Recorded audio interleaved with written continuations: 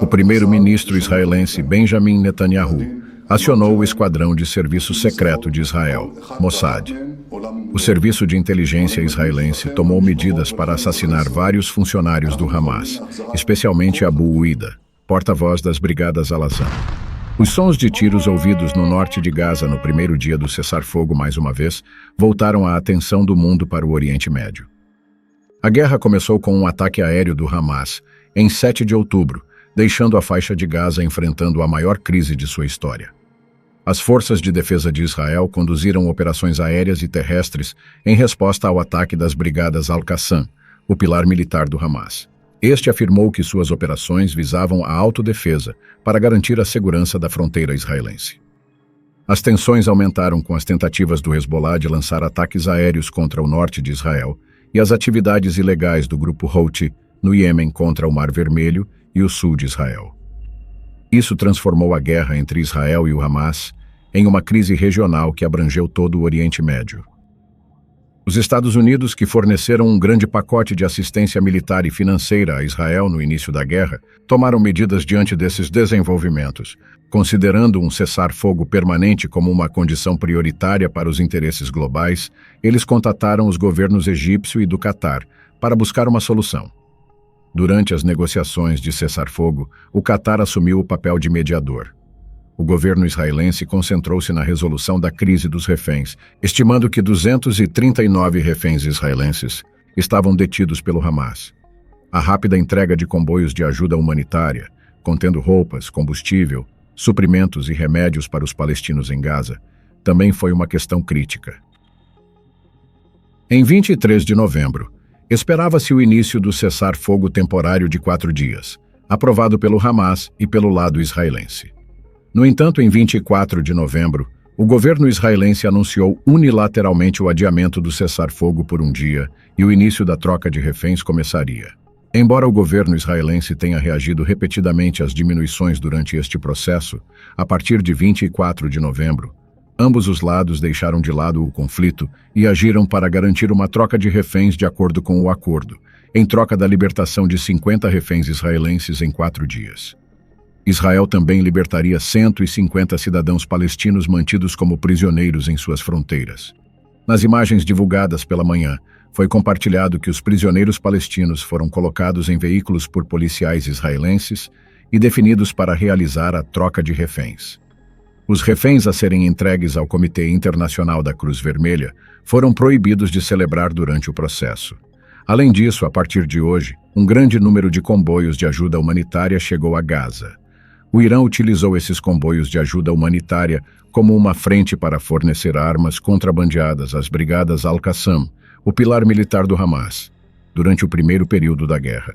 Para garantir que os comboios consistam apenas de suprimentos orientados para a ajuda, como roupas e medicamentos, as forças de defesa de Israel continuam a inspecionar e realizar inspeções extensivas de todos os tipos de veículos que entram na área durante o embarque. 4 caminhões de combustível entraram em Gaza através da passagem de fronteira de Rafah, e 85 caminhões de ajuda humanitária entregues ao povo palestino com o apoio do Crescente Vermelho Egípcio, uma organização de ajuda humanitária. O Egito anunciou que está previsto o envio de 130 mil litros de óleo diesel e 4 tanques de gás por dia para Gaza, durante o cessar-fogo de 4 dias.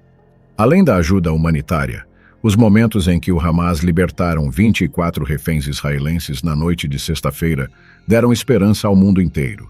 Está planejado que 24 cidadãos israelenses que se reuniram com funcionários do Serviço de Inteligência Israelense no Egito serão enviados para seus países. A partir de hoje, Israel libertou 39 palestinos. O início da troca de reféns e o fim dos confrontos levaram a alegações de que um cessar-fogo permanente pode ser alcançado num futuro próximo. Como se sabe, o primeiro-ministro israelita Benjamin Netanyahu afirmou que é a favor de estender o cessar-fogo por mais um dia para cada 10 prisioneiros que o Hamas libertar, com exceção dos 50 reféns israelenses. No entanto, com as declarações recentes, a tensão aumentou mais uma vez. Em um comunicado após o anúncio de que as negociações de cessar-fogo produziram resultados positivos, Benjamin Netanyahu disse que este processo era apenas uma pausa e que continuariam a guerra contra o Hamas até o último momento. Netanyahu, que afirmou que as forças de defesa de Israel não recuarão até que eliminem completamente o poder político e militar do Hamas em Gaza, causou um enorme eco em todo o mundo com sua declaração numa conferência de imprensa em Tel Aviv, onde se encontrou com membros do gabinete de guerra. Netanyahu, que afirmou ter ordenado o assassinato de todos os líderes do Hamas, onde quer que estejam no mundo, incluindo no exterior, disse: "Quero deixar claro que a guerra continua. Continuaremos até alcançarmos todos os nossos objetivos, como trazer de volta todos os sequestrados, eliminando o Hamas e garantindo que, depois do Hamas, Gaza não será controlada por um partido que apoia o terrorismo. Gaza não representará mais uma ameaça para Israel." Um jornalista questionou sobre a resposta de Israel às alegações de que o controle de Gaza seria assumido pelo Hamas, liderado por Ismail Haniyeh, após o término da guerra. No entanto, o primeiro-ministro Netanyahu mais uma vez rejeitou as reivindicações de um Estado palestino independente, sugerindo que, como sempre, a governança e a ordem pública de Gaza deveriam ser fornecidas diretamente por Tel Aviv.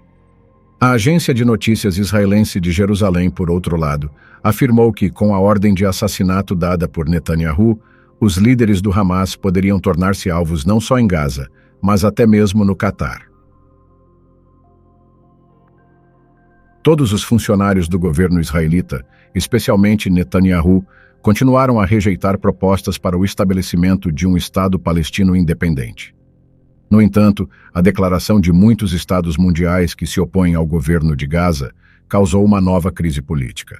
A primeira e maior reação contra Israel neste processo veio da República da Turquia. Além das declarações anti-israelenses que ele fez nos primeiros dias da guerra, o presidente turco Erdogan, que foi submetido a numerosas reações ao elogiar o Hamas como um grupo mujahidin, que protege os direitos do povo palestino, disse que a paz permanente só pode chegar ao Oriente Médio com uma solução final para o problema israelense-palestino. Erdogan disse: "É necessário realizar um Estado palestino que seja independente e tenha base geográfica na integridade nas fronteiras de 1967, com Jerusalém Oriental como sua capital. Todos os dias que nos atrasamos nesta questão, infelizmente a nossa região não será capaz de sobreviver ao vórtice do conflito e às lágrimas." O ministro dos Negócios Estrangeiros turco, Hakan Fidan, que fez muitas declarações apoiando as palavras de Erdogan, disse que transmitiu ao secretário de Estado dos Estados Unidos, Antony Blinken, durante sua visita a Ankara, que a solução é o reconhecimento do Estado palestino. A Turquia pode assumir o papel de país fiador para garantir um cessar-fogo permanente como membro da OTAN. Isso teve muitas consequências críticas. Embora muitos países ocidentais, especialmente os Estados Unidos, tenham afirmado que a Turquia tomou a atitude errada ao longo do tempo, o fato de ter começado a exigir o estabelecimento de um Estado palestino independente por parte de muitos países ocidentais mudou tudo durante este processo. O primeiro-ministro espanhol, Pedro Sánchez, afirmou que um Estado palestino independente deveria ser estabelecido. Em todas as declarações que fez, ele afirmou que a Espanha agirá sozinha se a União Europeia não apoiar esta decisão, depois que a Espanha e a Bélgica também declararam que o reconhecimento de um Estado palestino independente é a única condição para evitar a crise e a guerra no Oriente Médio. Netanyahu anunciou que chamou de volta os embaixadores da Bélgica e da Espanha a Tel Aviv.